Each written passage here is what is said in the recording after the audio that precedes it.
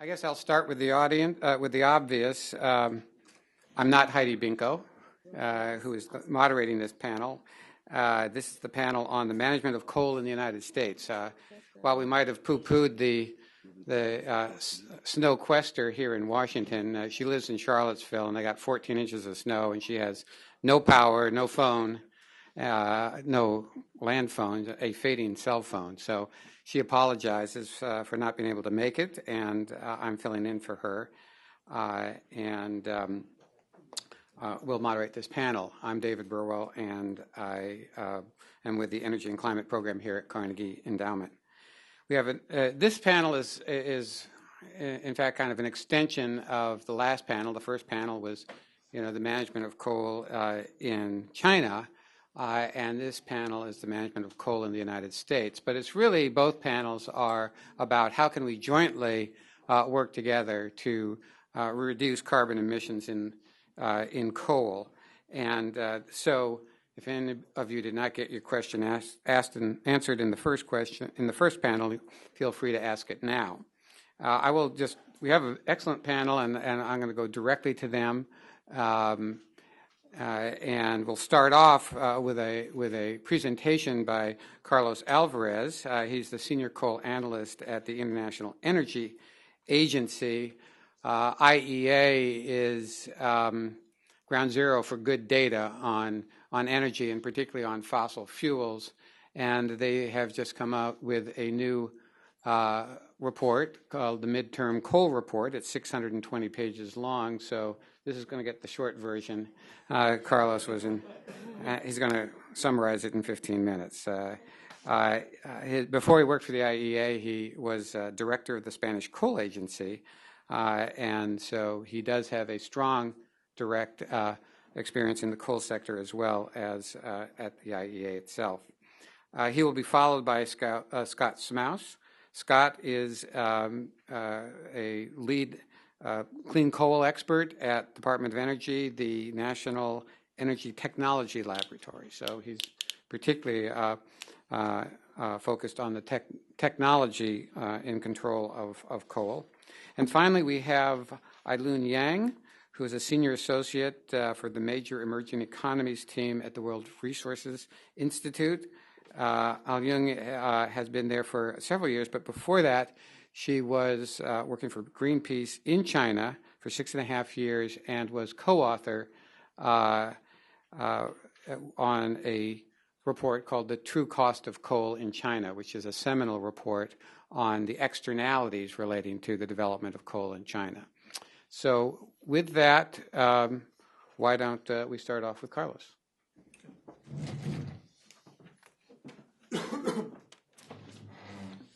Thank you very much. I have to thank Carnegie for giving me this opportunity to talk to such a distinguished audience, especially because I will probably be the only non-American, non-Chinese in the room. So yes, I have to talk on coal in the United States.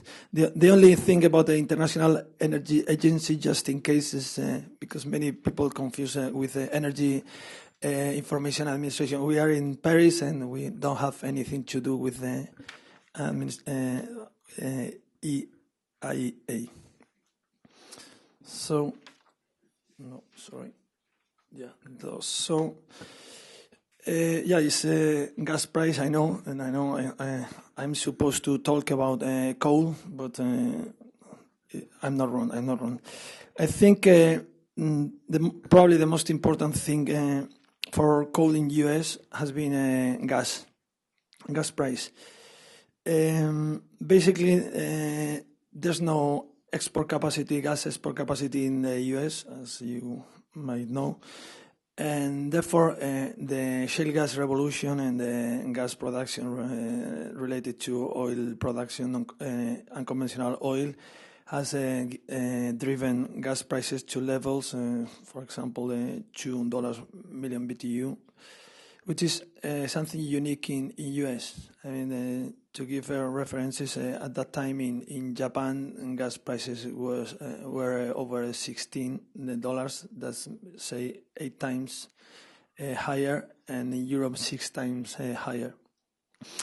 So as coal markets are in general well integrated, but not the case for coal markets, the competition goes to coal versus gas competition is quite different in the different regions. And for US, the competition for coal has been really tough. I mean, with $2 per million BTU, things that were almost inconceivable, like to replace PCI in a blast furnace with gas, or to compete open cycle with coal-fired plants, that can happen with $2. I mean, even if this is not the let's say sustained trend, but I mean anything under $4 per million BTU make things really tough for coal. But this is not the only problem that coal has to face in the US. These are the regulation that has been published in US, environmental related to coal-fired plants in 2011. So that means that basically has covered EPA has covered NOx, sulfur emissions, mercury and other particulates, ozone, ashes, and CO2 for new power plants. That basically means that the plants under construction in the US, the ones under construction now and the recent, the decision was made some time ago, and it's probably that we don't see any new coal-fired plant in the US for 10, 15 years, who knows. So the big question is if the standard of performance for greenhouse gas emission will be also fixed for existing power plants, and of course if they are fixed in which levels, because I mean depending on which level is used for standard emissions, that can be the closer of some additional gigawatt of that about 60 gigawatt has been announced to be closed by the utilities. So yeah, one problem of the US coal generation fleet is that it's quite old. So any of the refurbished needed to comply with regulations is a tough decision for the utilities, as I mean you have to refurbish a plant with 40, 50 years old. So it's at the end of the life cycle, you have to spend some money depending on what do you need to fix. So in the current environment, if we add the gas prices we have seen in the last slide, and the two slides before, that has driven to the utilities to announce this 60 gigawatts of closure, and this can make things worse. So basically what US coal producers made was first to orient coal to other markets. So if we see here, the red line are export, the blue line are imports, mostly from Colombia. So basically after 2008 or 2009, when the gas prices start declining, the imports reduce, export increase. So there are two things, I think two facts really that explain what happened. In 2011, with 120 terawatt hour less of coal generation, I mean 95% of coal in US is for power generation, as was mentioned in the last panel. With 120 terawatt hour less, so that means more than 40 million tons of coal less of consumption, production increased in 2011, and stocks increased increased. So what happened? Imports and export.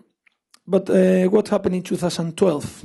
That at that time, export capacity, port capacity basically was saturated. So 2012 production cuts in US has been around 50 million tons. So basically, if you take 34 million tons in the second quarter, you annualize this value is around 136 million tons per year.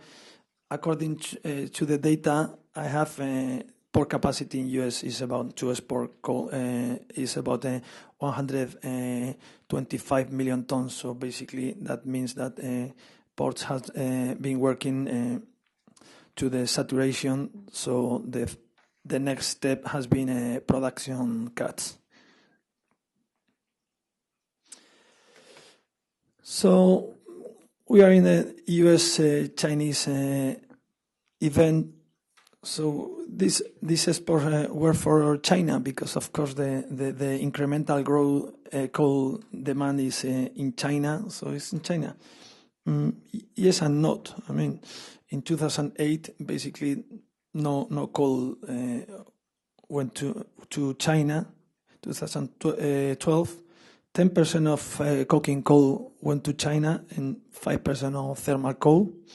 If we consider that U.S. export are increasing, it's not too much, but it is something. It's something. I mean, so that shows basically that U.S. coal has looked for any market in the world, because I mean the natural market for U.S. coal is Europe. And in Europe prices were very low, and China, even with the freight difference, made the business. So that shows basically how desperate was U.S. coal looking for markets, and also how thirsty China has been in coal, or how Chinese imports depend on prices more than any other factor. So, with the current circumstances, U.S. producer needs to adapt to the new circumstances. So they will look for export. In the normal circumstances, they can make expansions basically from this 125 million tons, 115 are in Gulf ports and East Port, and only 10 million tons are in West Coast in Canada. But I think Kevin mentioned this in his presentation. There are some projects in the West Coast. Basically, there are two big projects promoted by Peabody and Arch Coal, the two largest coal producers in the U.S. And this could be a real game changer in this aspect, because any of these projects are about 50 million tons per year of capacity. So we are talking of basically to double U.S. export overnight. So the question is possible that Powder River Basin coal goes to China? Well, there are reasons to think yes, there are reasons to think no. The first reason to think that this will happen is that the economics basically work. I mean, if we take Powder River Basin is considered as one of the sentence says the cheapest BTU in the world.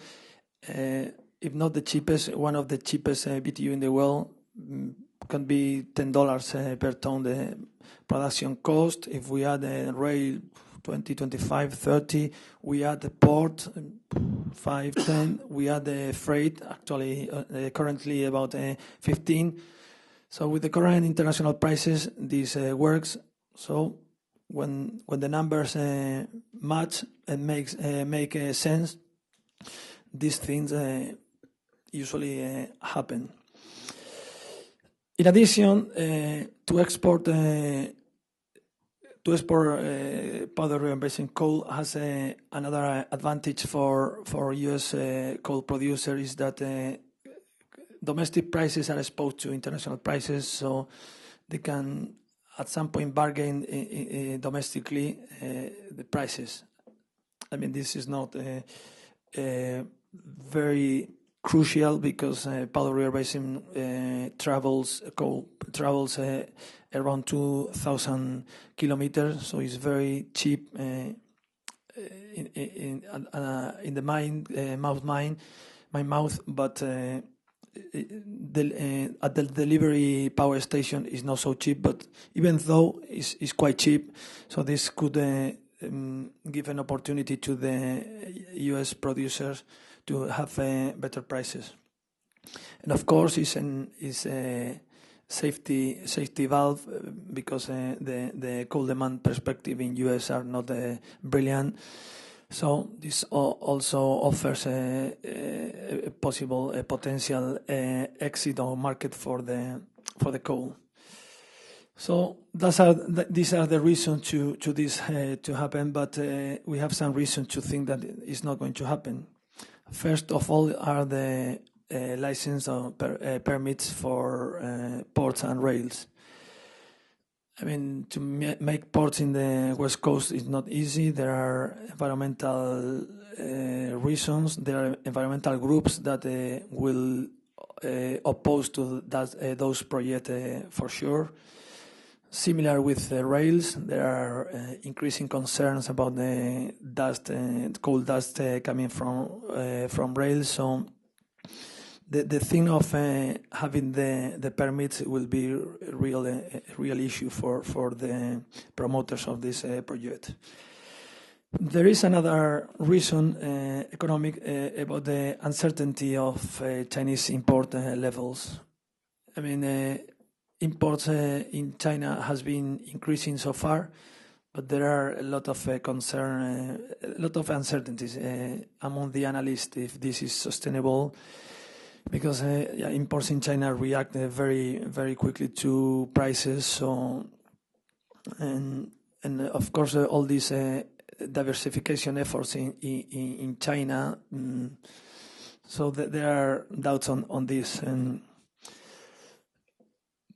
there are more problems. For example, this year we have seen the prices everywhere, especially in Europe. Imported prices in Europe really falling down importantly, basically because U.S. coal is looking for markets. So if more than 100 million tons of coal are overnight put in the market, this could really put prices down very, very importantly. So part of the business killed itself.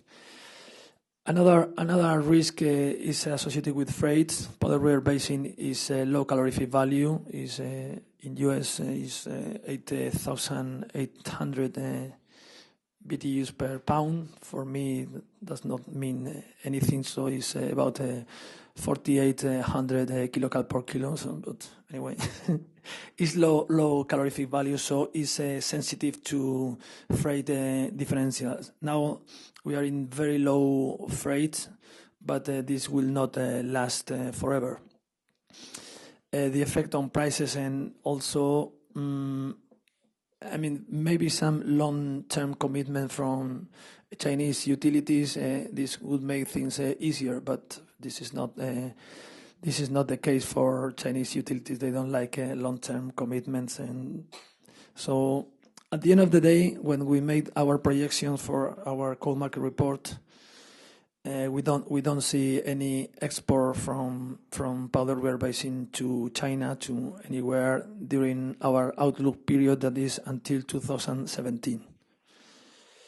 This year we have to repeat the analysis. We will cover until 2018, but I don't think that too many things happen on this issue to change our minds. But from now to December that we publish the new report, maybe something happened. So let's take a look at the cost. These are focused on Europe, that is the natural market for US coal. So basically, these are the main suppliers of thermal coal to Europe, and we see that Colombia is unbeatable. Indonesia is because it's very cheap, is well positioned, but they have a Chinese market much closer. So even if they can be competitive and some coal from Indonesia goes to Europe, but on one hand they have better market in Asia, and also they are very sensitive to freight because it's local coal and it's very far, of course. South African coal is in a similar position, but not similar, because they can serve either Europe or Asia. So now they have better prices in Asia. So South African coal is moving to India and also China and other countries there. For Australia, we are in the same position that Indonesia. They can be competitive, but they prefer markets when they can have a better price, and with lower freight, they have better gainings. So at the end of the day, we have the two marginal suppliers in Europe, Russia and Central Appalachia, because other coals in US and Illinois are more competitive, as we will see later on. So if we see this, of course this is the average, but coal price in Europe has been around $90 for quite a while. So basically that means that Central Appalachian coal is not competitive in Europe. So yeah, again, that means I mentioned in my first slide that there is here a problem for US coal producer that probably will mean more cuts in that area. So it was wrong. Okay. So another difference between coal in US in most of the countries is about how coal is marketed here. In most of the country, in Europe, for example, long-term contract disappear from there after electricity liberalization. Everything is spot with a lot of financial operations. But on the contrary, in US, long-term contract and very long-term contract means more than 90% of coal supply. But this is the picture as of 2011, and well, of course, it's better to have a long-term contract than going to the spot market if you have problems, as the current problems for US coal producers. But we see that the quantities are not enough to really ensure a long-term contract. I mean, so because in 2-3 year time, basically is 1/3 of the production what is ensured by contract. So long-term contract makes things not being so badly, but it's not a real life jacket, as I mentioned in my slide. But this is different. I mean, this is my mouth, so we have to deliver this coal to the power station, what in some cases, as Powder River Basin, this increases cost significantly. But I mean, the first thing we can see is a lot of coal, very cheap. I mean, because we have almost 700 tons under $40 per ton. This is really cheap. And this coal, it will be difficult to to really, to compete with it in an economic basis, especially if we only consider short-term economy. Coal-fired plants are made to be amortized or to have a lifetime of 40 years or 50. So once the coal-fired plant is on the site, basically the only thing that is important is the short-term marginal cost to be competitive in the market. So with this fuel cost, it will be really, really difficult. Of course, the second conclusion is that, again, Central Appalachia will have very, very hard times because it's basically out of the market. This is just thermal coal, because for metallurgical coal, the economy is quite different because prices are much higher, so and the market is different. So, but we are talking about thermal coal, that is the main product first, because compete with gas, and coking coal basically as of today does not compete with anyone, and so this is the core issue about coal. Well, I didn't want to finish my presentation without some words on CO2 emissions. So that's power generation in the US. The black is coal, red or pink or fuchsia is natural gas. So we see the different trends. Coal is basically declining, gas is increasing. Of course, not every terawatt hour produced from gas means 1 terawatt hour not produced from coal, because there are many other factors, basically power demand and the other generation, hydro, that is quite variable from one year to the other, and nuclear and renewables that are increasingly coming online. But I made this exercise, so I consider the relative proportion between gas and coal from 2002 to 2008. That is when the gas prices really declined. And I made the exercise with this: if this relation would have been kept, would have been CO2 emissions compared with the reality in which gas has replaced coal in a substantial way. And the result is quite impressive. The emission has been 600 million tons less, or we have been 600 million tons higher. But I leave a question here that this is good for the environment, but this is a long-term strategy for CO2 reductions, or something else, something additional is needed. So basically, that's, I think I made the 15 minutes sharp, maybe I'm wrong. So basically, that's the thing. Shale gas, considering as the real game changer for coal in US, has been shale gas, together with EPA regulation, but especially shale gas, who has displaced coal in US. This has made coal producers to look for markets, but this way is basically now exhausted. Prices are really not very interesting in international markets, and ports in the US are basically exhausted. There is this possibility of the EPA regulating the CO2 emissions to cap for existing plants, that this will really make a difference.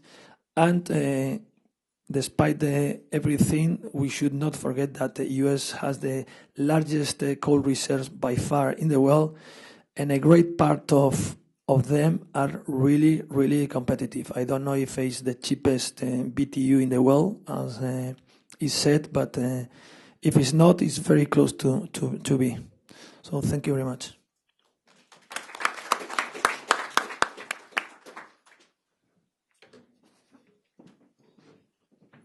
Thank you, Carlos. Scott will give us a U.S. perspective here. You know how to get to your... Kevin, I could use your help. Okay. That's his.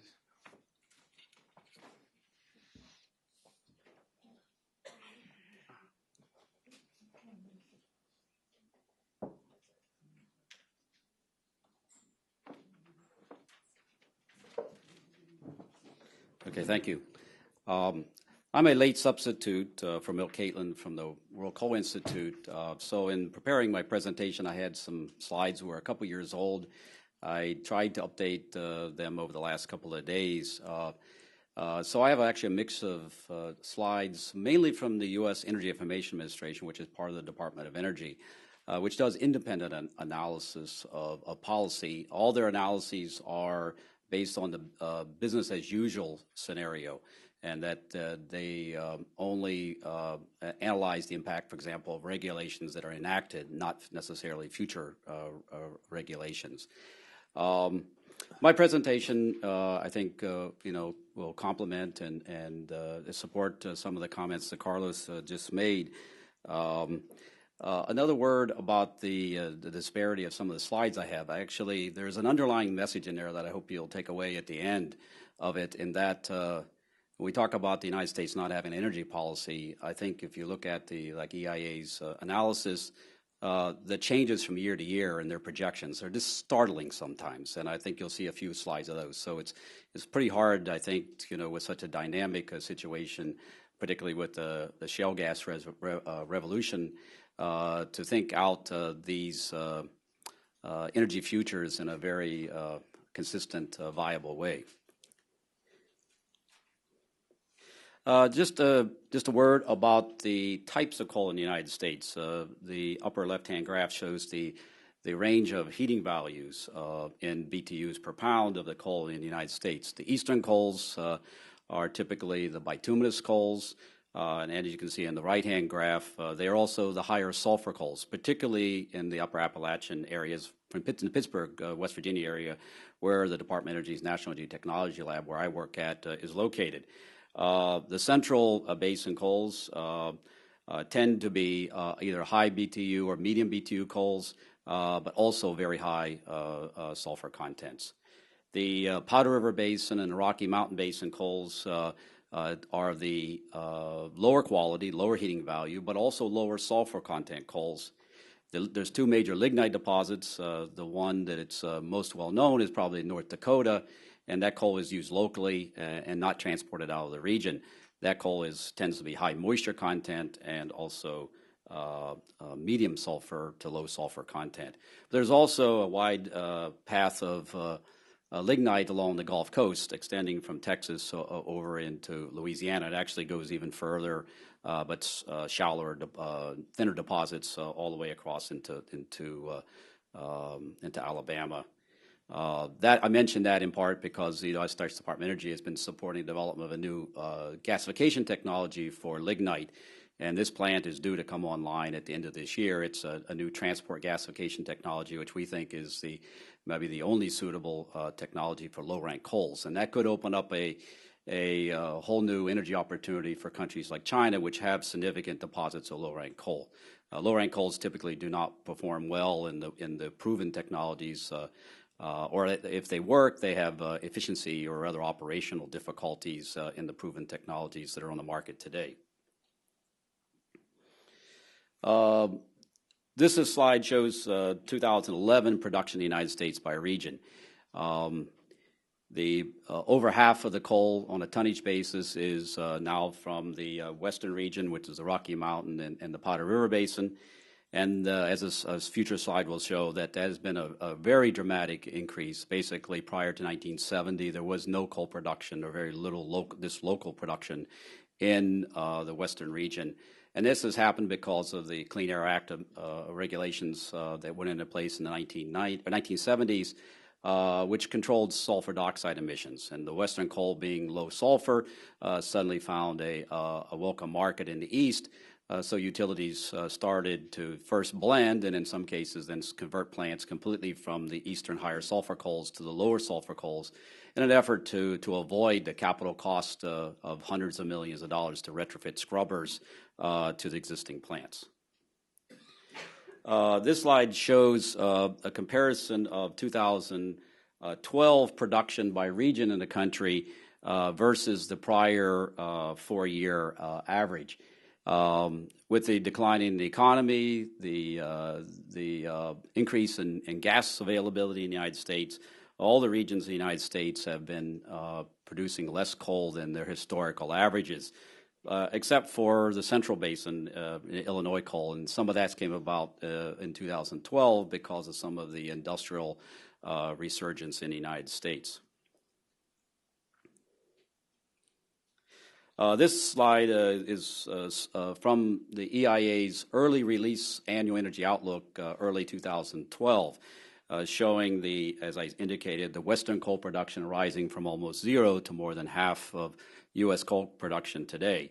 It also shows the dip that coincided with the decline, the economic decline in the United States and the advent of shale gas. It also shows that from 2011 to 2012, EIA made a very significant reduction in the total projection of coal production in the United States. And I think I didn't have time to go back and look. If you look at the 2013 early release, which recently came out, that line is gotten even flatter in terms of projected total coal production. Now, if we look at the pricing of coal, it varies quite significantly from region to region. Powder River Basin coal, as we just heard, is some of the lowest cost coal in the world. And it's actually been fairly consistent in terms of pricing, the teens to the $20 range per ton. It has dropped as low as $12 to $15 ranges at times, and particularly from some individual mines. The Central Appalachian coal is the most expensive, $100 a ton or so or higher. It tends to be the coking coal, which is sold for iron and steel making. It's also more expensive because across the entire United States, coal mining productivity has been declining in recent years, even at the larger open pit mines in the western United States. But there's been a very significant drop-off in productivity in the Central Appalachian region because the seams, the resources are being depleted, and the seams are relatively thin, only in a matter of 5 feet. Last summer I was in China, and one of the, apparently the largest, the thickest coal seam that's currently being mined underground, and it's about a 6 to 7 meter thick seam, where a good coal seam in the United States would be 6 feet. So it's very different in terms of the production cost and total output. The price also varies by consumer. The electricity sector enjoys the lowest cost fuels, so you got to be careful when you talk about coal prices in the United States that you're comparing apples to apples. If you're talking about metallurgical coals for coke making, those coals are well over $150 a ton, triple the price of thermal coal or steam coal in the United States. Industrial and commercial users of coal are in the middle ground in a $50 to $75 range. They tend to have very specific sized coal to meet their industrial boiler applications. Those prices have been relatively flat for a very long time.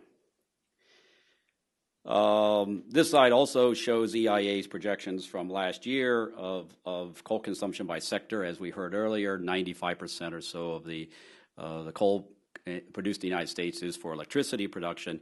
EIA for a couple of years now have been projecting a nascent coal to liquids technology in the United States that I think we'll continue seeing it on their charts, but pushed out to future years.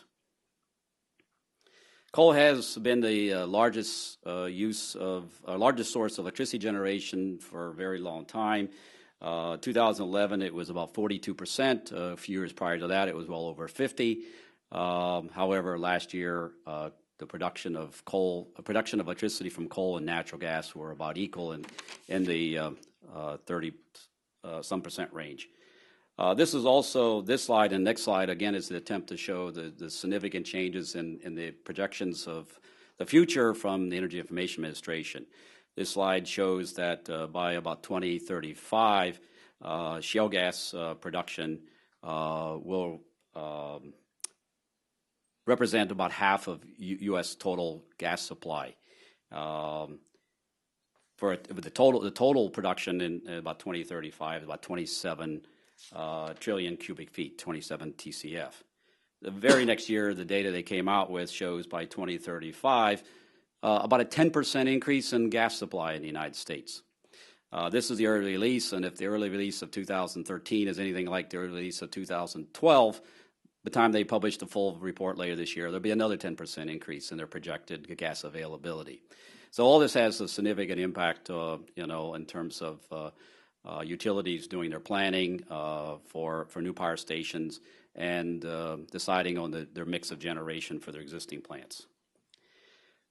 This slide also was EIA's projections from last year, and I think this is probably one of the most significant discrepancies you'll see. EIA has shown that gas prices in the 1990s, when we had our last gas boom, which led to the construction of a lot of natural gas combined cycle stations across the United States, which through the early 2000s were often sitting idle and just being used for peaking during summer demands, typically when electricity prices warranted their operation with the high prices of gases that we were seeing as shown on this chart. However, gas prices dropped precipitously, and EIA was projecting just a year ago that they would be nowhere near the price of coal. However, in the spring of last year, around April last year, gas prices in the United States were actually less than the cost of coal on a BTU basis, about dropped to as low as about $1.80 shortly. Those prices have rebounded, but this report was published just a few months prior to that event happening.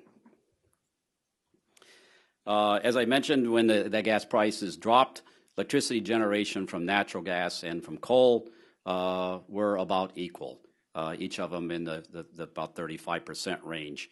The gas prices have diverged, and a lot of the analysts across the country are projecting that gas prices will increase over the coming year, and coal will see a rebound.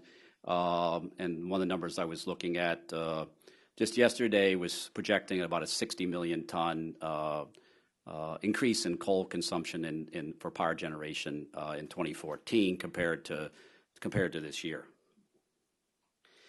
As we heard earlier, most of the U.S. coal goes to to European markets, but an increasing percentage is finding its way into Asian markets: China, Korea, Japan, and Taiwan.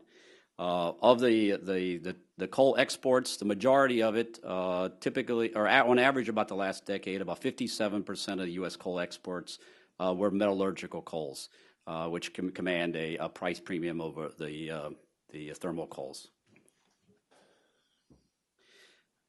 The potential for increasing U.S. coal exports varies quite significantly by the major export terminals that we have. There's really four areas where we have terminals. I'll start on the east. Actually, not far from here, just in Norfolk, Virginia, is the largest export terminal, primarily supplying coal to Europe. Baltimore, north of here, is the second largest terminal historically. The Detroit terminal is on the Great Lakes. Majority of its coal has found its way into Ottawa. However, Ottawa has now announced and in the process of shutting down all of its coal-fired power generation. So that export capacity will become available. However, the thoughts of taking it through the Great Lakes out to St. Lawrence Seaway, down around into the Gulf of Mexico through the Panama Canal, the prospects of getting to Asia is almost nil, I would think, in terms of its higher priced coal and very expensive would be for shipping. However, there's been discussions of coal coming out of the eastern ports, the eastern terminals, and also the Gulf of Mexico terminals that are in Texas and Alabama. The Western terminals are the ones that we've heard the most about. The Western terminals current export capacity is about 60 million tons, according to the data I found. There is significant expansion plans, as I'll show in the next slide. Different sources have different numbers, but typically the expansion plans are in the 150. The total capacity after expansion or addition of new ports would be 50 to 180 million tons. The Gulf ports also currently export have a capacity about 30 million tons, 35 million tons or so. And there's been a number of announced expansions in new ports in the Gulf area that would increase the export capacity to well over 100 million tons. And we don't hear a lot about that. So as Eastern coals might become more available, with the decline in coal in the United States, there's people thinking that these coals might find it into the export markets. However, I would think that it'd be difficult for them to compete in the Asian markets. They might make their way to Europe. Just a little more about the potential from the Pacific Northwest terminals. The top map shows the major rail line getting from the Powder River Basin, which is where the coal of interest is located, getting it to the ports. Somewhat convoluted path, a very long way to get to the port. Once it gets to the port, it's got about a 15-day transit time to South China, which is about the same actually as coal from Newcastle in Australia. And that was a little bit surprising when I read that. However, coal from Indonesia transit time is about 7 days, so it enjoys a significant advantage from transport cost. The vast majority of coal in the Powder River Basin is consumed for domestic markets. However, several U.S. coal companies have announced their intentions to ramp up their exports to the Asian market if they can get these terminals built, permitted first and then built. However, to do that, the rail infrastructure would also need to be upgraded, and that's a significant cost. There's many ways that they can increase the throughput of the rails. Besides just laying new track, they could run longer trains. They could run shorter intervals between the trains. They could run them faster by putting new locomotives on. All that has a significant cost that has to be considered with the building of the new ports themselves. The two terminals that we've heard about are called the Millennium Bulk Terminals, the Longview and the Pacific Gateway, because they're the two largest, about 45 million tons that in terms of their planning. However, also as we heard, there's significant environmental opposition to the shipping of the coal to the region and the building of these terminals. I'll comment also at this point in time, the United States thought in the 1980s and 90s that there was an export market in Asia. There was a coal terminal built in Portland, Oregon. It hardly operated. So there was also the LA export terminal. It was a 10 million ton a year coal port built. It never exported more than 4 million tons, and both of those facilities have been shut. So the the shippers, the coal companies have been wrong in the past, and I think that underlies their decisions now to, in addition to the regulatory obstacles, to making the significant capital investments in the rails and the ports that would be needed. This is the same slide that Carlos showed. Just added it here to make the comment that these Western coals are thermal coals, and so you would see that the share of or the split between thermal and metallurgical coals in the they're being exported from the United States to China would probably, if these ports happened, would be about the same, probably in the near term, maybe 10% of total U.S. coal production of each coal type. Kevin also asked me to comment a bit about the environmental impact of coal use. I focused on CO2, which is the biggest issue. The technologies exist to control NOx emissions, SOx emissions, mercury emissions, a lot of the acid gases. It's not a matter of knowing how to do it. It's just simply a matter of cost, which I'll come back to in a subsequent slide. But electricity generation is responsible for about 1/3 of U.S. Total CO2 emissions. Coal is, as we heard earlier, supplies about 20% of U.S. total primary energy supply, and is responsible, however, for about 1/3 of total CO2 emissions. This is a configuration of a typical power plant. The recent command and control regulations have forced the existing fleet to choose between capital-intensive retrofits for NOx, SOx, and mercury, or to retire. Due to the plant age and current gas prices, many of these plants, as we've heard, different numbers have been thrown around, 30 to 100 gigawatts of coal that would retire. There's regulations that have been proposed or enacted for air pollution, for solid waste, fly ash, slags, residual scrubber sludges from FGDs, cooling water. There's also restrictions on mining, mountaintop mining issues. And the proposed greenhouse gas standard is, in fact, is viewed as a de facto moratorium on new coal units. Carbon capture and storage is expensive, would not be undertaken without, at this point in time, without significant government incentives or a carbon tax of some type. This slide shows the one organization's projections or thinking on when all the regulations will likely come into effect, with the CO2 regulation being post-2018. Just a word about these coal retirements. This is EIA's projections about a baseline of about a reference case of about 50 gigawatts of retirements through 2020. Depending on the price of gas, that number could be 10 gigawatts higher or lower.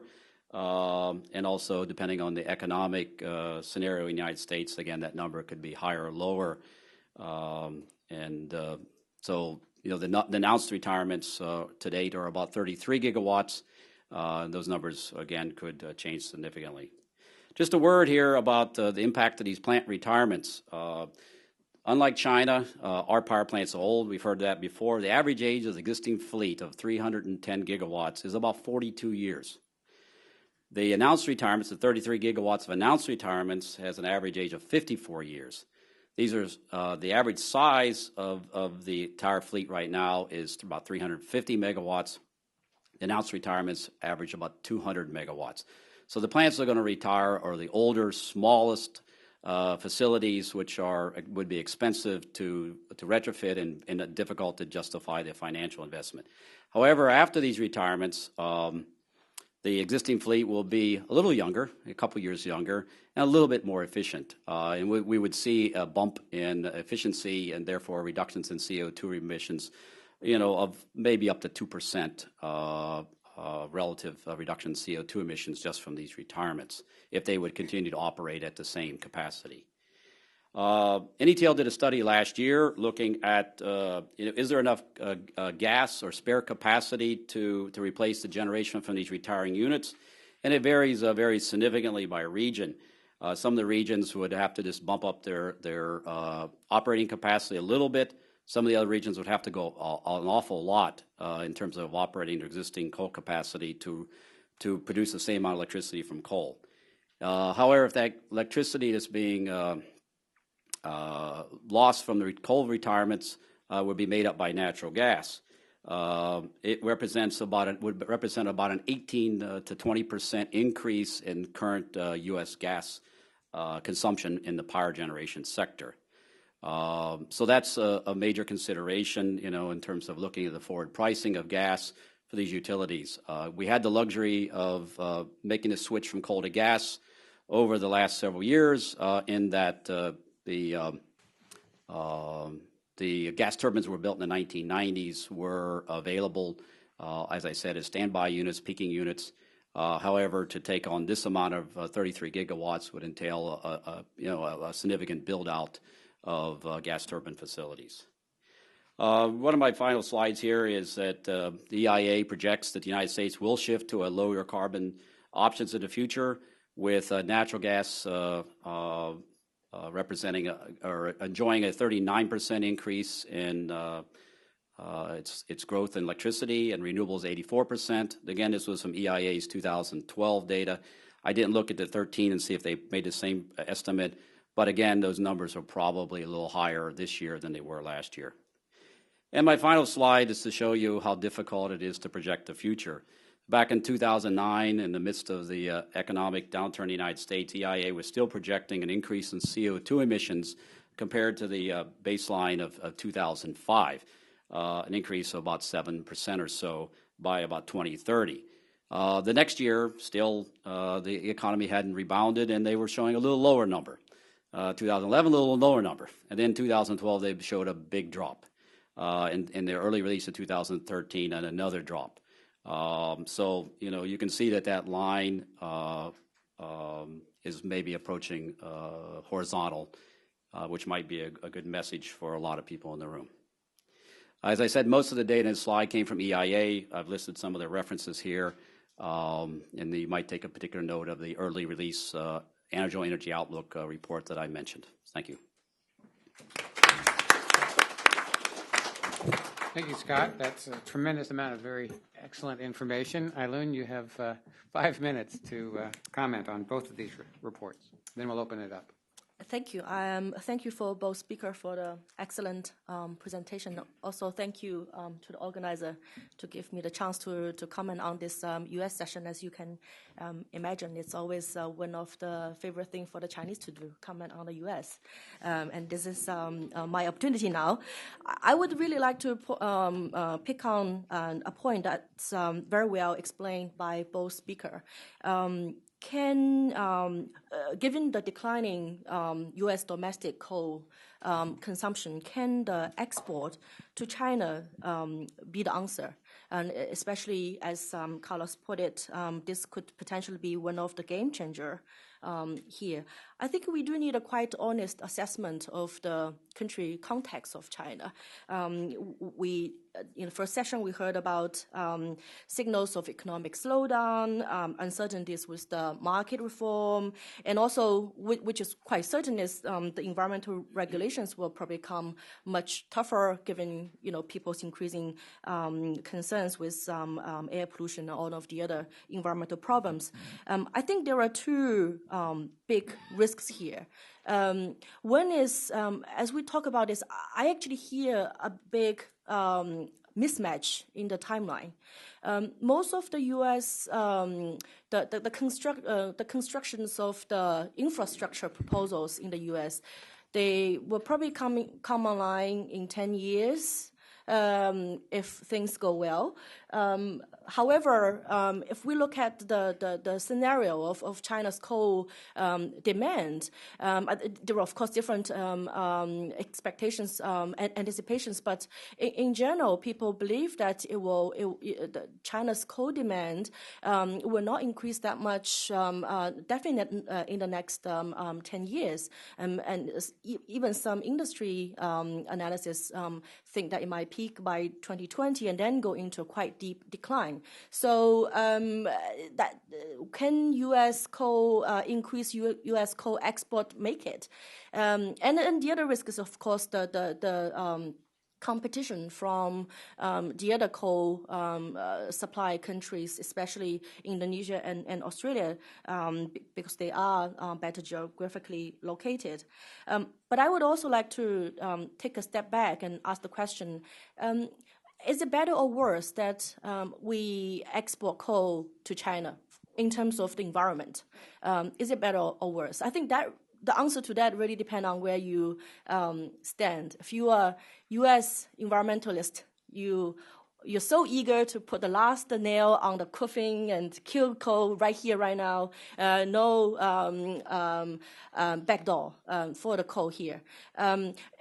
I think honestly, if we look at this from a Chinese perspective, we cannot deny that increasing coal import to China will help alleviate some of the environmental pollutions, especially associated with coal mining and coal transport in China.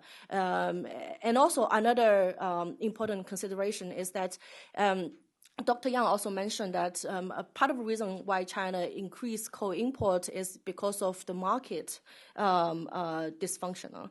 The ongoing fight between coal company and power company are still going on in China. And if we look at where the new coal proposals are, coal ambitions are, they're very much in the west part of China, while the east, along the coast, that's where the coal demands are.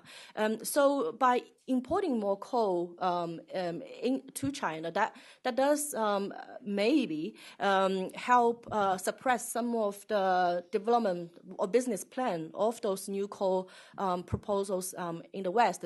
Just in the recent study that WI put out, we found that more than 70% of all the new coal proposals are very much in the inland part of China, the west part of China. So could that be part of the solution? I feel that so far the analysis on the U.S.-China coal trade issue very focused on the market. We probably need more assessment on the environmental implications of that to actually have a feeling of what is, whether it is better or worse. But I would also just finally want to point out, we see U.S. as the seller, China as the buyer in this coal trade. However, there's something more fundamental about this relationship. It's about the tendency of economies to rely on things that's easy and seemingly cheap, even though that you might realize they are not sustainable. I would really like to conclude my comments with this. If we are serious about a more green, more sustainable future for the humanity here, then we do need both U.S. and China to not just think about the short-term business opportunity, but really think about how we can work together to move our economies away from the heavy reliance on these unsustainable fossil fuel sources. And that's my comment. Thank you, Ellen. Very provocative. Why don't we only have 20 minutes left, so let's go directly to questions. Over here. I have a question to Scott. Just now, Carlos mentioned about the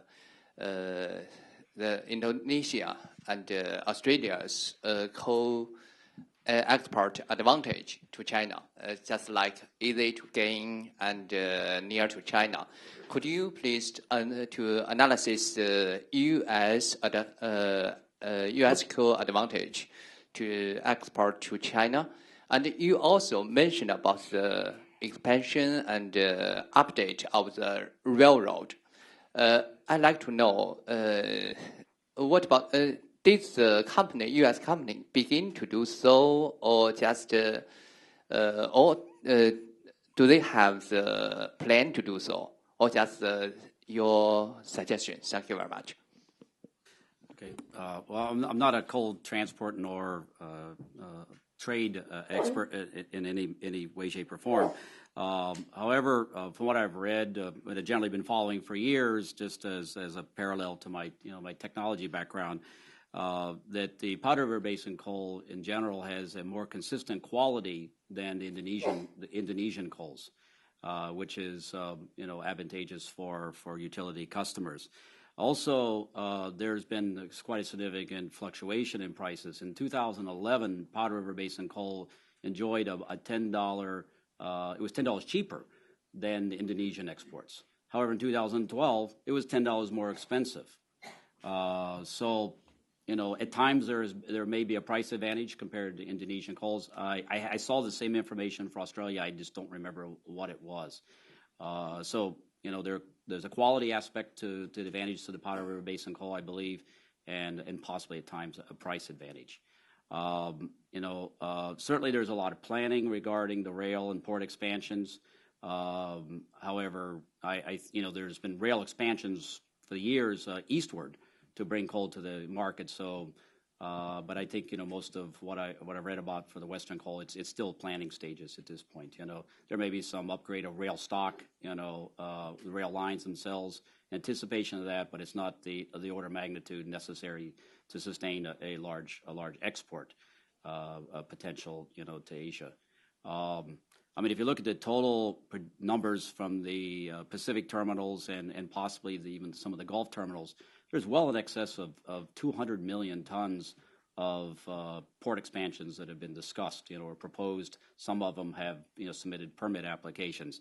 A very small fraction of that, maybe 10 million tons or something might end up in China, is my thinking on it. In the near term, at least. Right here. Hi, I'm Leslie. I'm Leslie Carruthers from Pace Law School. It interests me that no one has mentioned carbon sequestration and storage as any kind of possibility to moderate the impacts of coal, and I'd be curious as to your reactions to that, and also whether there's any collaboration between the U.S. and China, as obviously the big players for coal, in trying to answer the questions about the technology. Scott? Yeah. I work at the Department of Energy's National Technology Lab, which is the lead fossil energy laboratory. It runs the carbon capture and storage program for DOE. It is our biggest programs. Today, to put carbon capture and storage technologies for saline storage on an existing plant would increase your cost of electricity something in the order of 80%. We are now entering what we call our second generation of technology. And of that cost increase, 80% of it or so is for the capture. The transport, compression, the storage, the monitoring, is only 20% of it. So most of our efforts are going into proving the long-term permanent storage of CO2 and reducing the capture cost significantly. Our second generation technologies, which are in development, are making progress. However, we have a suite of technologies, what we call transformational technologies, that would have a goal of not increasing the cost of electricity more than 10% of what it would be otherwise at that time in the 2035 time frame. So the question is, some of the comments we heard last night, is that too late? However, those technologies, if they get to that point, could potentially store CO2 in vast quantities from not just fossil plants, but, for example, ethanol plants, natural gas combined cycle stations, from China's coal to chemicals industries, any CO2 emitting stationary source. We have collaboration with China on a number of fronts, principally a bilateral agreement with China. There's also private sector cooperation, companies like Duke Energy as collaboration with Huaneng on gasification and CO2 capture. There's discussions underway right now of possibly testing some China CO2 capture technologies in our National Capture Center that down in Wilsonville, Alabama, that Southern Company operates for the Department of Energy. There's workshops. In fact, May 30th, 31st, we'll be holding our 4th annual CO2 emissions control symposium with Zhejiang University under our environmental annex with the Ministry of Science and Technology. So there's a lot of dialogue. There's some research, but obviously a lot more that could be done. Yes, yes, because I didn't mention either, so I need to apologize. But I was presenting our coal market report is only an outlook for 5-year time, so we don't consider that in 5-year time CCS will be ready on a commercial basis. But for us, for the IEA, CCS still represents or should represent 20% of the effort of reduction of CO2 emissions. And actually, we presented this coal market report 18th December, and the 2nd January, That means the first thing we published or we released this year, 2013, was a press release by our executive director mentioning that CCS is now stuck. There's no much progress, and this should change if we really want to be in the sustainability, in the long-term sustainability. Yeah. I'll add one more comment about CCS. The acronym had changed in the U.S. Talk to CCUS, with the U being Enhanced Oil Recovery. CO2 enhanced oil recovery has been in practice in the United States for decades. We lead the world in that, and it's responsible for United States producing significantly more oil than what we would, If anybody knows anything about oil production, and I'm certainly not an expert, the vast majority, in some cases, 90% of the oil that in an operating well is still left in the ground after production. Initial production. So CO2 as a flooding, tertiary flooding process, can significantly increase output. And that's been very, very successful. The United States is operating several thousand miles of CO2 pipelines, taking CO2 from natural sources, geologic sources. And some of those are being depleted. And so coal being the most carbon-intensive fuel has an advantage, really, cost-wise on a dollar per ton basis, even using expensive capture technologies to replacing that. That's what Southern Company is doing. They're building their plant, and I mentioned earlier this Lignite gasification project in Mississippi, putting a short line to an existing Denbury pipeline and transporting the CO2 over to the Permian Basin in central Texas for enhanced oil recovery into existing fields. And that can make CO2 technologies enter the market, and help technologies get to the market. However, you're going to need very significant cost reductions if you're going to go beyond the price support you can get out of enhanced oil recovery if you're going to just put it into a geologic formation such as a saline aquifer. Right here. Zhong Xiang from the Fudan University, Shanghai, China. I'd like to comment on the potential huge implication about the trade dispute of potential U.S. co-export to China. Particularly, you talk about this new structure in the Northwest. Let me put it into context. Coal is actually the most liberalized product in China.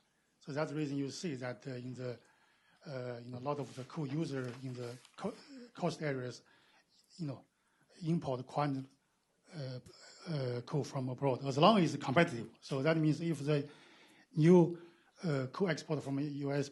in the future, if it's competitive, certainly I would think there will be, you can export to China and they will buy it. And then also, like Ms. Yang said, that it could be also beneficial to China from environmental perspective, because China consumer coal, and if you don't produce China, at least can reduce pollution associated with production and mining. But my point is the following: in recent years, and China, because consideration of environmental pollution, also consideration of safety reasons, so they closed all these small mines and trying to make a mine become more and more bigger in terms of capacities, and also more and more become nationalized in terms of more and more, in the hands of the national rather than the private. In this context, and actually put China in the target, in the sense that if is a new infrastructure which U.S. built for export coal, I would expect it will be very expensive, very costly.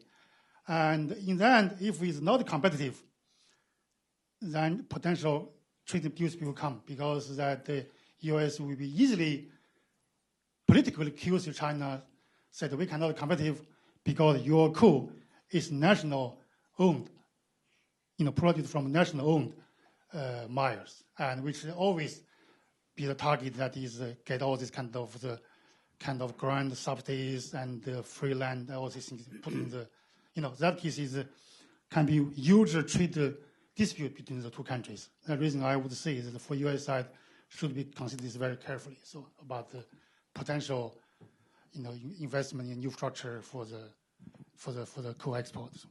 in addition to some other economic reasons. Precise question was whether the effect of these new regulations on export. I guess I didn't. Is it a point or is it a question?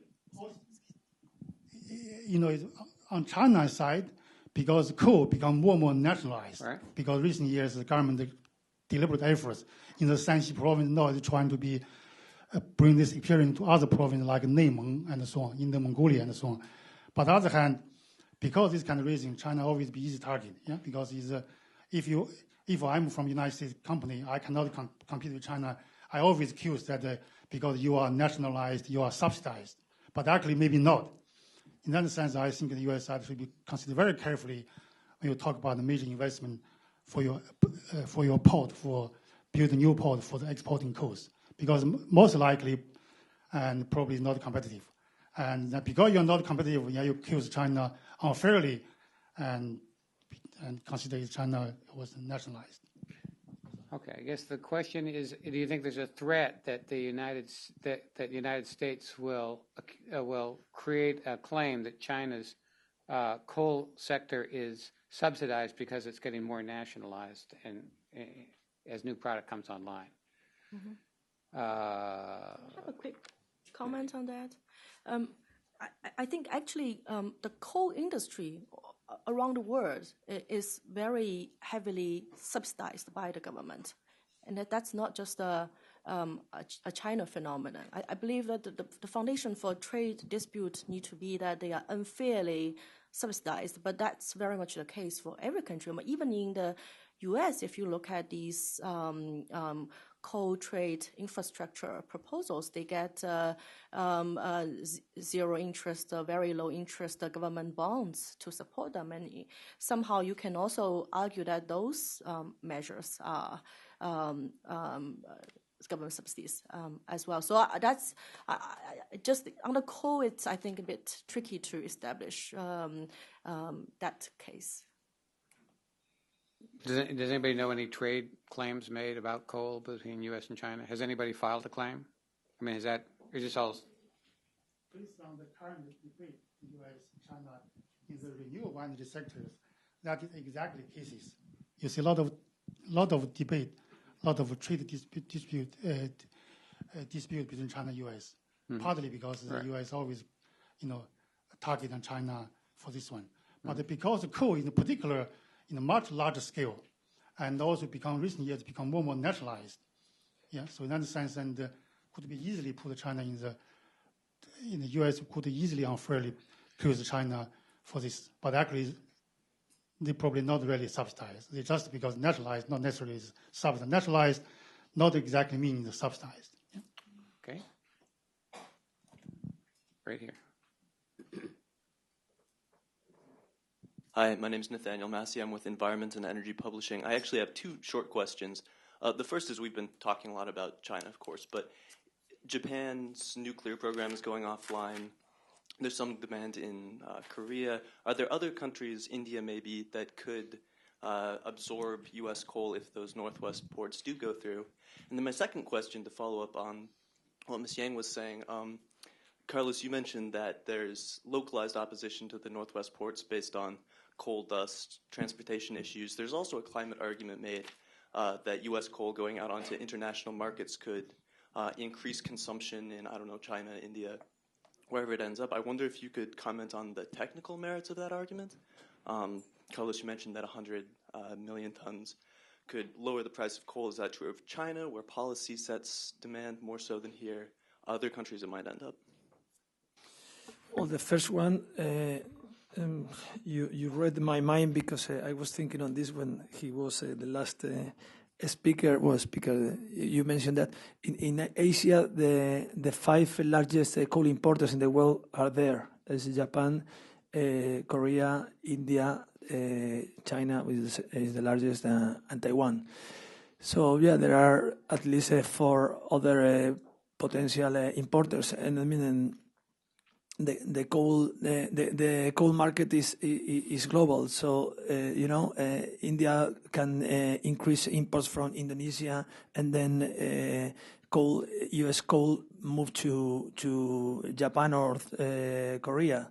So yes, I mean it's not about China, but of course China is the hope, because South Korea, the Republic of Korea, has great plans to increase coal-fired plants. So imports in Korea will increase dramatically, but the same for India. According to our projection, India will be the largest seaborne importer in the world in 5 years' time. But the size of China makes this always more promising, because the Chinese market is something. I mean, it's more than half of the global market, so this is really attractive for any investment. But of course, there are other markets. And for the second question, if a coal price, if you put 100 million tons overnight in the market, the coal price will get down. And the demand is elastic everywhere. In some places, more elastic than in others. But with lower prices, you have more demand. Yeah? So I think Okay, we have time for one more question, and I think I will take that prerogative myself. Because it hasn't been raised yet, but it was kind of raised by this question, and I've been meaning to point out. In the last panel, the comment was made that the externalized cost of coal in China was about 7.1% of GDP. I think Dr. Fujian, you said that. That in itself is a certain amount of a subsidy, right? Because the United States has a lot of laws, clean air laws, clean water laws, mountaintop line. We went through all those regulations. The result of which is that it's very difficult for coal to compete against natural gas in the United States, having complied with internalized all these costs.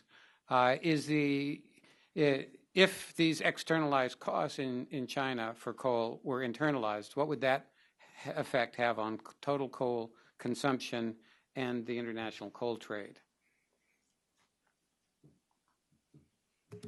Anybody want to? Maybe Since you wrote that report or co-chaired that report.